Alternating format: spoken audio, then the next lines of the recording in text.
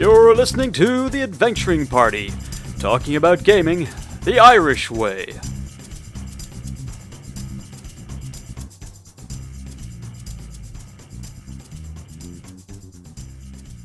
Welcome to the party. I'm Liam.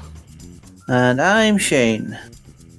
This week we are here to talk about a product. We are here to discuss Free Liga, or Free League's Blade Runner box set. So this is the Blade Runner starter set, which came out, I'm not sure when it came out. I don't recall if it was sometime last year or the year before. They did a Kickstarter for Blade Runner, released the core rule book, a GM screen, and the starter set, which also contains kind of the first case file. Just this month, assuming this is dropping in February, they are also releasing the second case file, which you can get the PDF of. They're also doing a Foundry module, and you can get the physical product itself. So I think this ran quite well for my group, so I think I might well pick that second case file up myself. Okay. So just a wider print, do Free League have done a whole bunch of stuff? So I think they got their start on, was it Kids on Bikes was their starter? Yes, it's not called Kids on Bikes. What is it called? It is Tales from the Loop. Tales from the Loop, that's it, which is now a TV show on Amazon, which is, I watched a couple of episodes. It was enjoyable enough. Yeah, but yeah, it's a bit more of a European take on a role play. 80s nostalgia. Did they also make an Aliens game? They did an Aliens game, which I've also played a couple of the products from, a couple of the starter modules and stuff. Quite good. They do have a system which you could kind of say is quite rules light. You've got 4 stats, and then you have a number of skills. I think it's up to kind of 16 skills. You have a rating in the stat, be it A, B, C, or D, which governs the size of dice you have. So if you're exceptional at something, you might have a D12, and if you're average at something, you might have an 8, and then everything else you might have D6s in. So if you're the absolute best shooter in the world, you might have 2D12 in it, because you might have agility D12 and you might have firearms D12. And generally what you're doing is you're looking for successes, where you're looking for 6+ is a success, and then 10+ might be 2 successes. At least that's how Blade Runner works. If I recall correctly, that's how Alien works as well. And that'll just govern going on the difficulty. Extra success doesn't necessarily mean that it'll just generally mean you'll succeed with more flair. Unless it is you're making an attack where you might inflict criticals as well. So it's a pretty light system. It's quite easy to explain to people. That's basically it right then. There's extra things where you can get rerolls and stuff and push certain things, and you'll take stress damage, which might, of course, inflict criticals in of itself as well if you go down low enough. But the system itself, it's quite cinematic in terms of how it works, which I quite like, and certainly for Alien and for Blade Runner, it definitely fits with the genre they're in. Yeah, not a superhero type game. It is very much about grounded stuff like that. Yeah, like in terms of movement, it's not. You're not kind of getting into the minutia of positioning and stuff. It's just you're at different range bands. You're in the same room, so you might be point blank, or you're in the next room, so you might be short, or you're way down the hall, you might be medium, and then if you're further out than that, you might be long. You know, it keeps it kind of light in description like that. In terms of the setting itself, this is Blade Runner, so you will all be members of the LAPD Replicant Detect Unit. It's set in 2037, so it's kind of between the two movies. The original movie was set in 2019, I think, if memory serves correctly. I can probably check the rule book here real quick. And then, of course, the next movie with Agent, next movie with Kay in it is in 2049. They're kind of set between the two of them. It does have a little kind of nice little story, or a little kind of fill in for what happened in the interim period. And now the Nexus 9 models of replicants are just being introduced, and you are either a human, you might be a human who's fairly new to the force, you might be a veteran, or you might be a replicant who's brought in onto the Force. In the case of the box set itself, it comes with 4 pre-generated characters. 2 of whom are human, 2 of whom are replicants. And interestingly enough, the game does account for, so as you're investigating things, you keep track of stuff in shifts. The game does account quite well. It kind of, I think it assumes it kind of is probably best with 4 players. I think it would run fine with 3 players. I think it might suffer if you only had 2 or 1 player. It does allow that. It does give timelines for that in terms of when events happen at different points, because obviously if there's only 2 of you, and if it takes a shift for you to go and research stuff on a computer or go to check out the crime scene or something, you're going to have a lot of actions to spread around. So it does account for that, but I think, again, it would probably be better with the 3 or the 4. Right. So it's a game that assumes that people are going to be splitting up a lot. And, most scenes will be 1 or 2 characters doing their thing, and then you switch back to the other characters doing their stuff.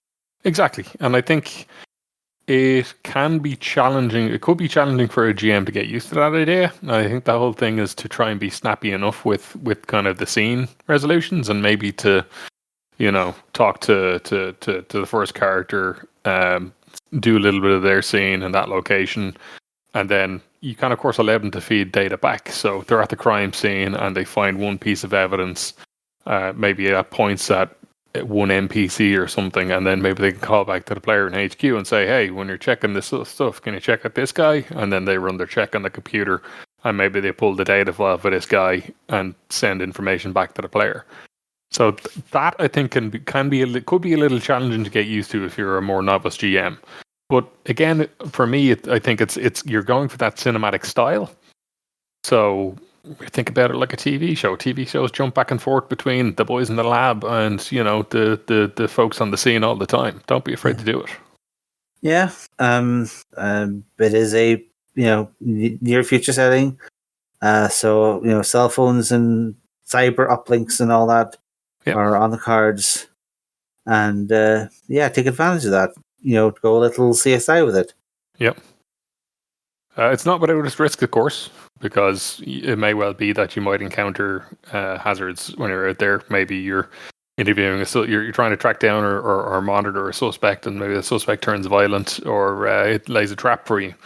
The module itself actually addresses that a little bit, but it just tends to do it by saying, okay, well, number of PCs +1 or +2 or the same number as the PCs that are there is what turns up.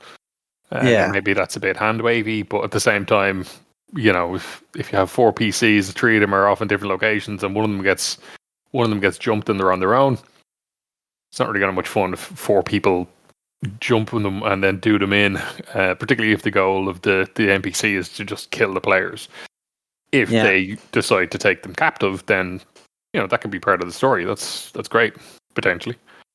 Potentially. So, you're speaking very highly of the starter set, and is it the adventure content, or is it the general marriage of the light system and the cinematic flair that is?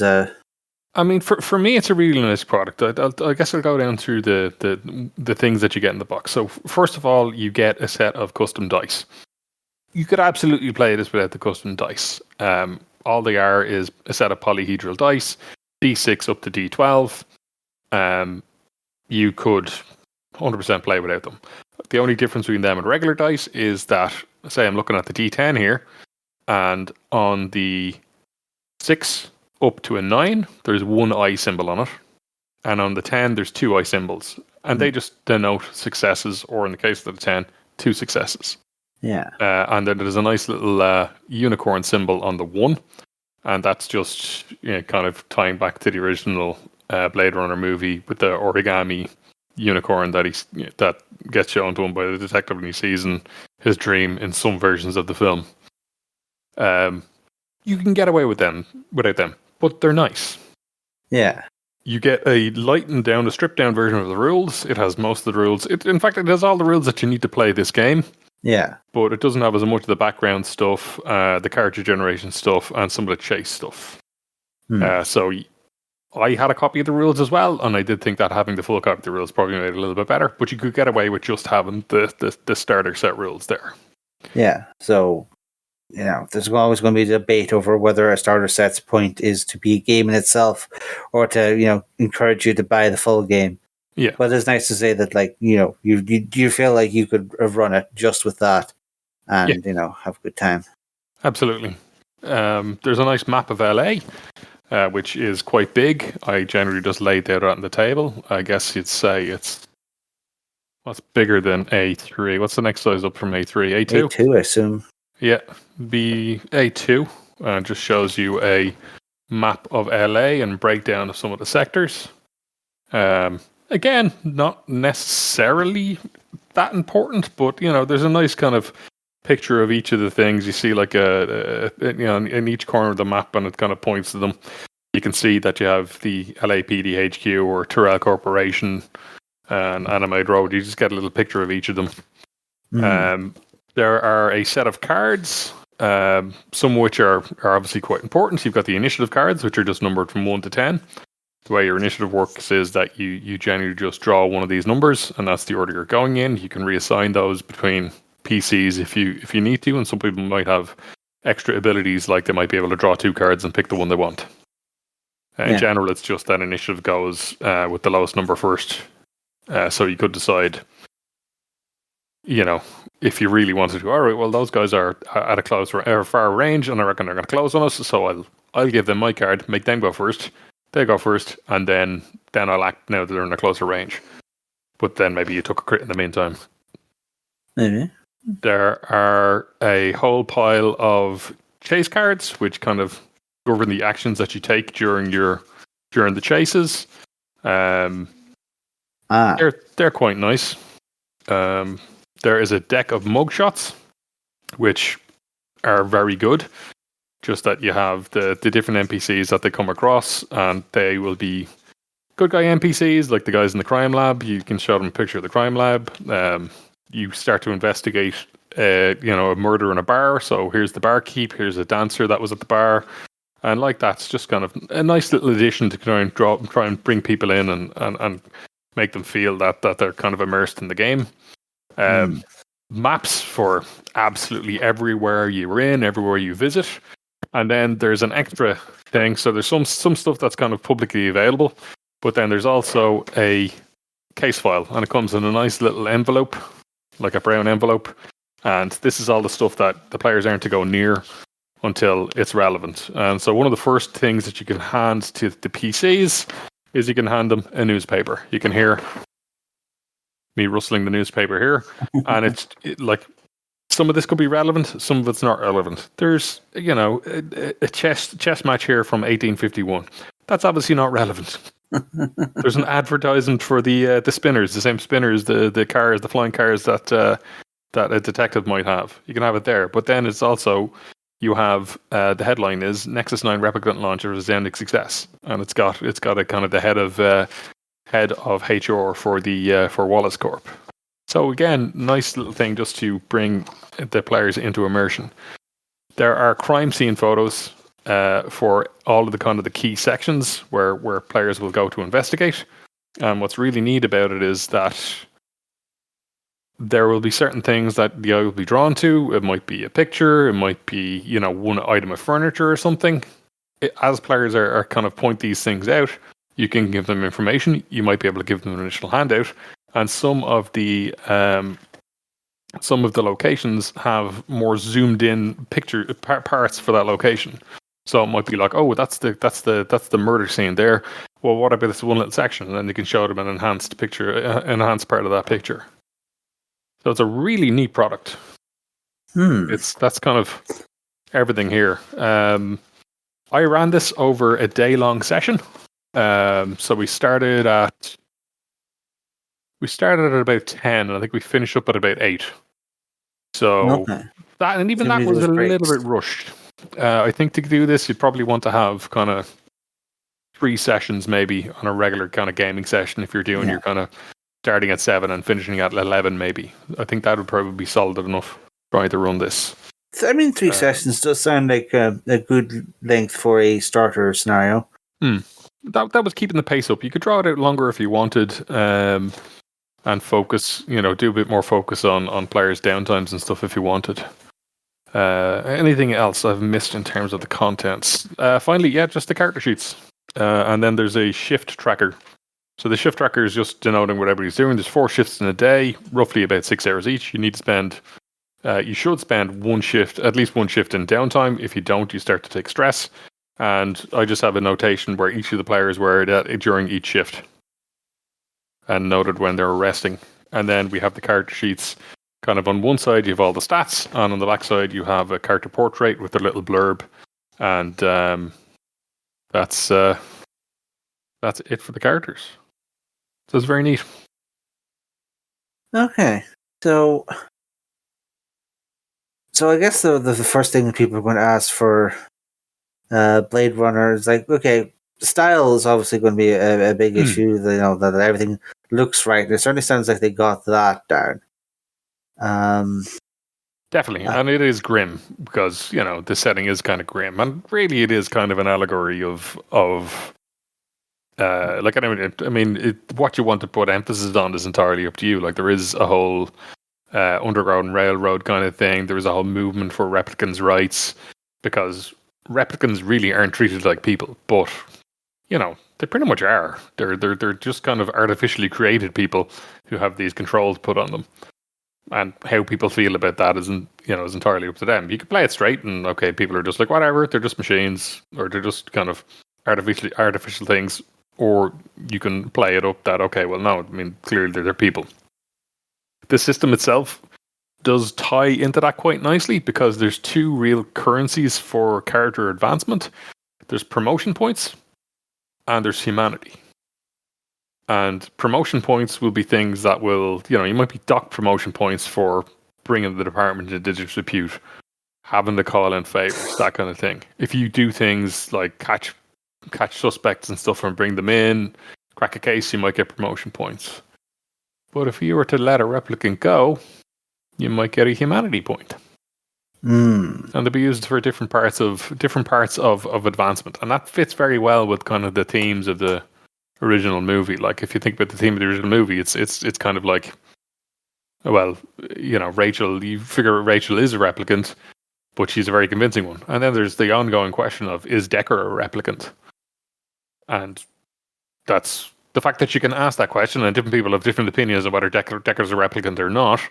The fact that you can ask that question and have that debate about, you have a debate over that question is kind of the point.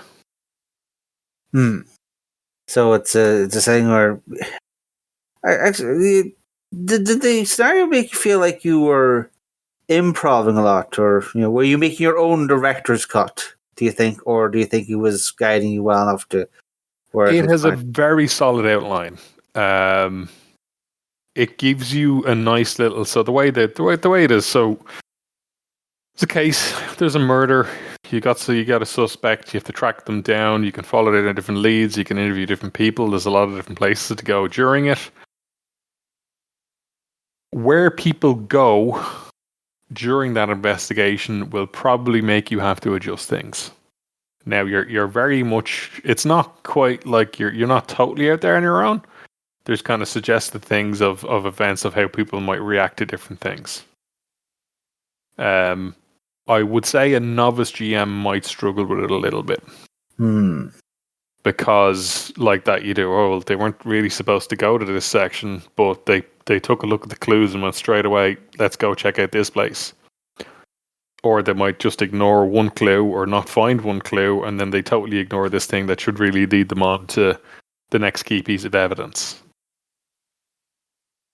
So, I guess a little bit of both. You could run it straight, and if players act entirely as predicted, it will unfold exactly as it kind of plots it out. But there's always a chance that it won't. That you will have to think on your feet and adjust things.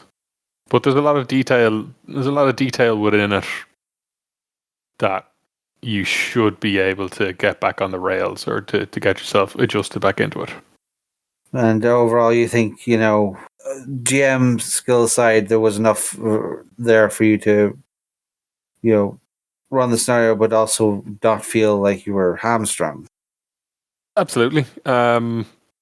There's a lot of even just any of the scenes, all the locations are fairly vividly described. So even if people are like, "Oh, well, I want to check the noodle bar," and you go, "Well, look, well, yeah, there is a noodle bar on the map. So you guys have a noodle bar, and that's where you do your stakeout to check out this shop that you want to keep an eye on." It's like a lot of box sets that I've come across. I was very impressed by the resources it gives you.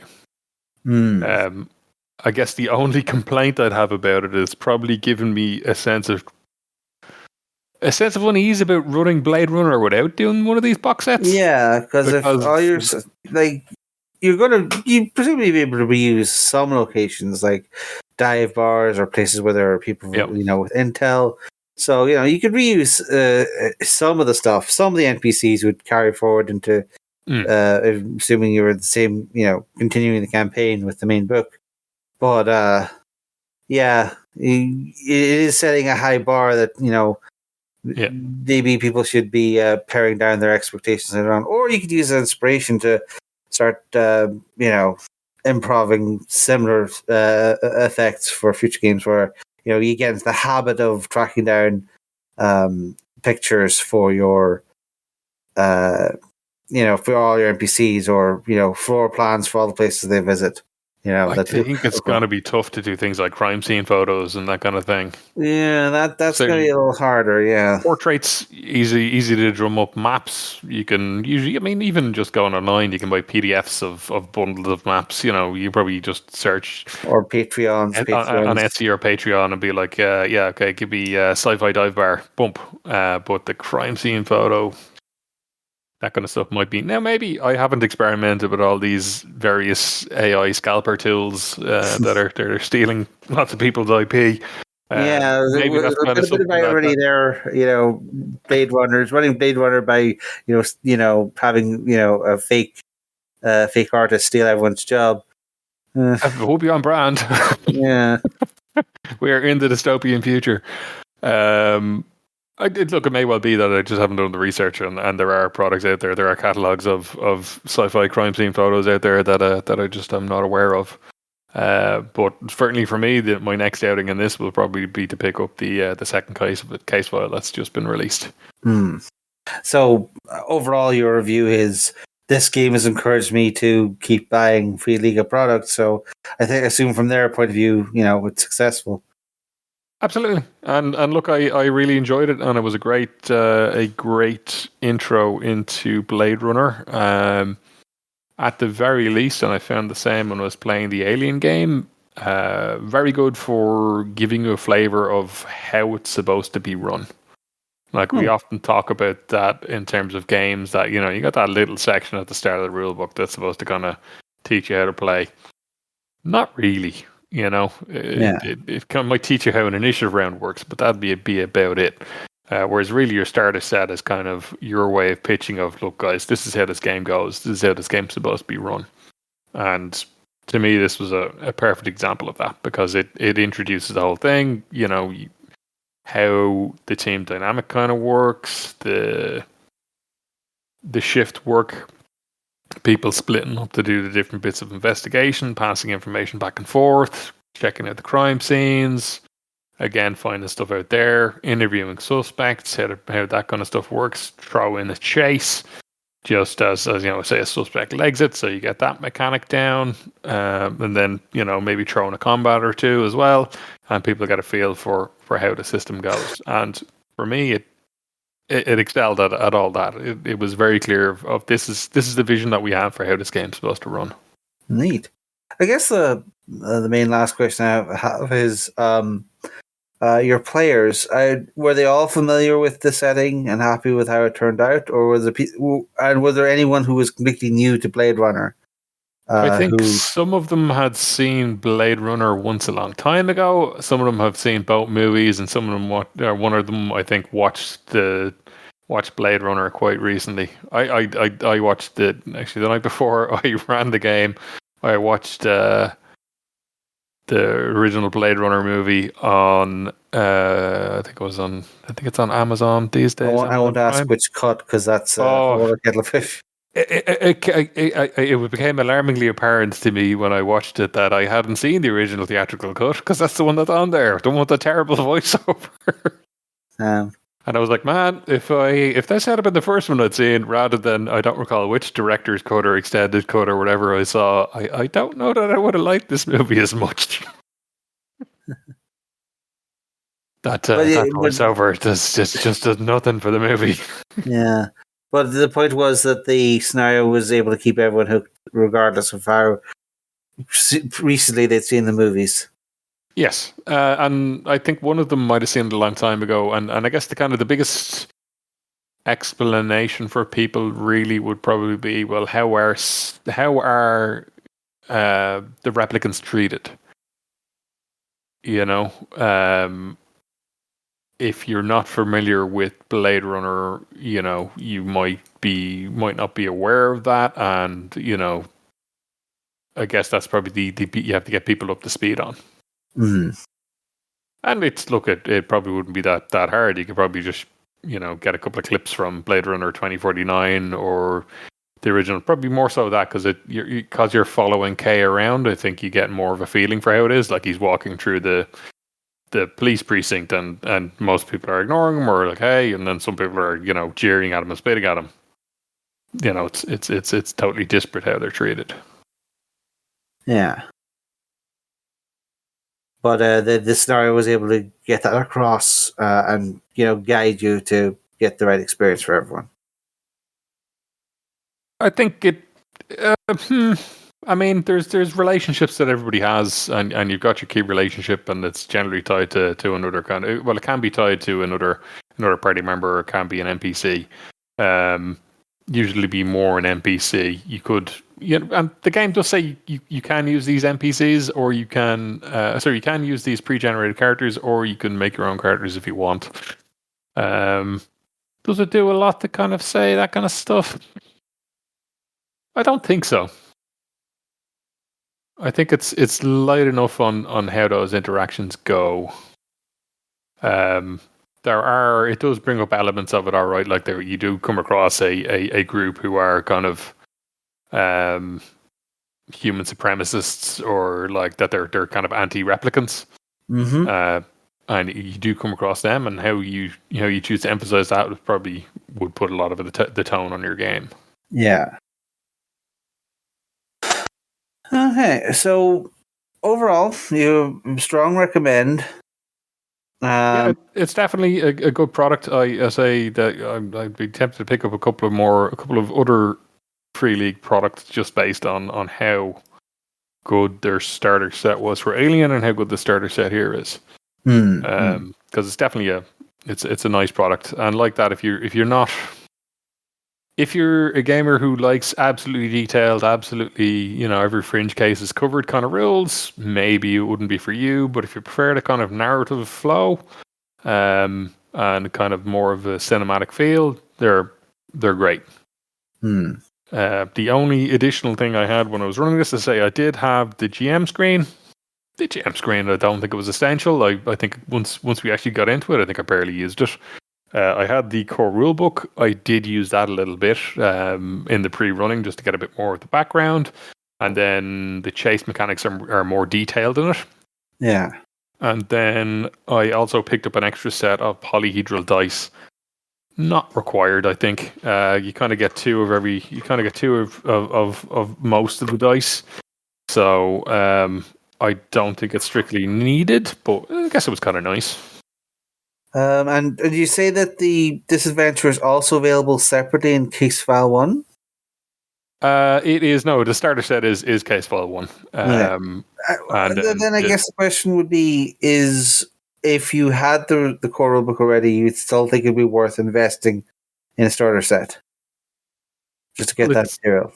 I mean, if you look at it this way, so now this is in Swedish crowns. The starter set, the Case File 2 is 438 crowns, and the starter set, the Case File 2 is 438 crowns, and the starter set is 538 crowns. So, you know, it's an additional 20% on there.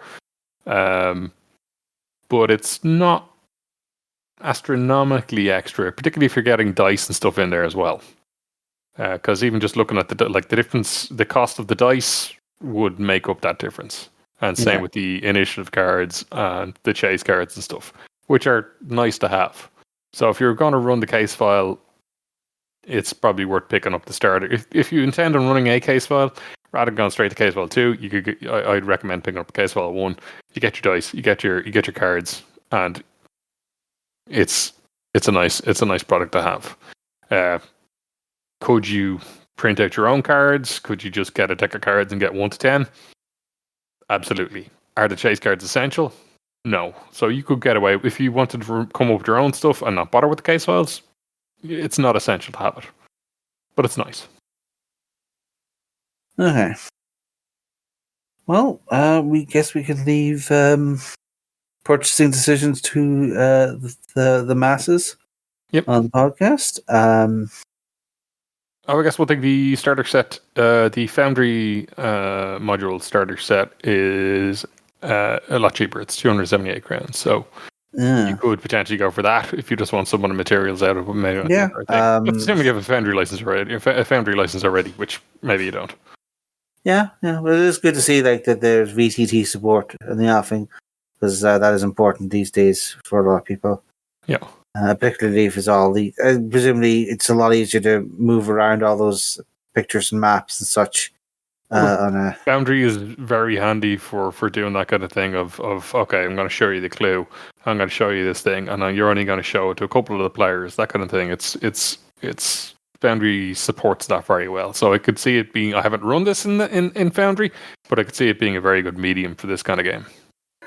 Well, if you'd like to tell us that we are in fact fake people constructed by, a conglomerate of Cork businessmen to steal people's podcasting jobs, you can hit us up in social media and reveal the truth, or just have a terrible voiceover. Well, we accept both. But for now, this party's over. Thank you for listening to The Adventuring Party. Join us on our Discord server, where we keep the party going after hours. Otherwise, you can find us on Facebook, YouTube, Spotify, or Twitter, or you can email the hosts at party@theadventuringparty.net. The Adventuring Party is released under a Creative Commons Attribution Non-Commercial Share-alike version 3 license, but you probably knew that already. We hope you enjoyed the episode, and look forward to seeing you back here next week. Goodbye.